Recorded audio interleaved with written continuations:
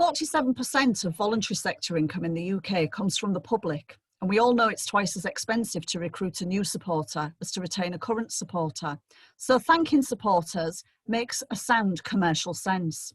Any and every donor should be acknowledged and thanked where possible as part of your fundraising strategy.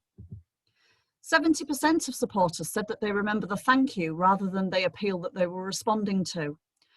A thank you reminds the donor of the good work done with their contribution.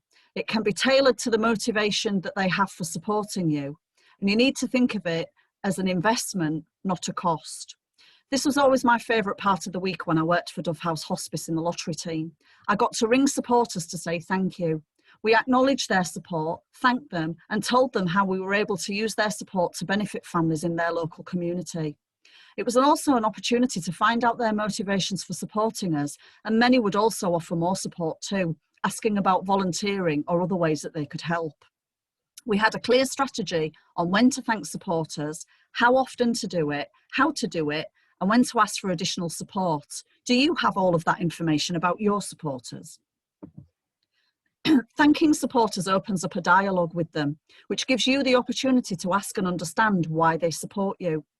Think here of the stakeholder groups for your organisations, not just for individuals giving you money. Think of appropriate thank you methods for all of your stakeholder groups, for staff, volunteers, corporate sponsors, suppliers, trustees, service users, and the local media. As often, they'll not only fall into that category, but they'll also be donors or potential donors too. Thanking donors is a key part of developing your relationship with them and taking them to the next stage in their journey of support.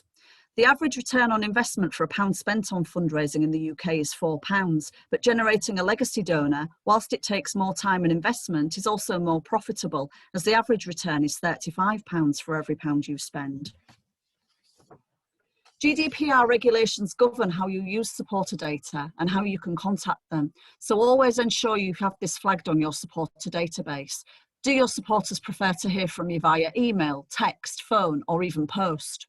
There are some very simple and cheap ways to thank supporters, such as social media posts. Social media is a cheap and easy way to thank them, and is also a really good way of raising awareness for your group, as the message will often be shared far and wide with friends and family who are all also potential donors. Other methods of communication, such as newsletter for regular givers, local media such as newspapers and local radio to recognise bigger donations and corporate support, awards ceremonies and certificates for volunteers. The possibilities are endless. You can offer rewards for crowdfunding campaigns, loyalty cards, badges, car stickers and other merchandise.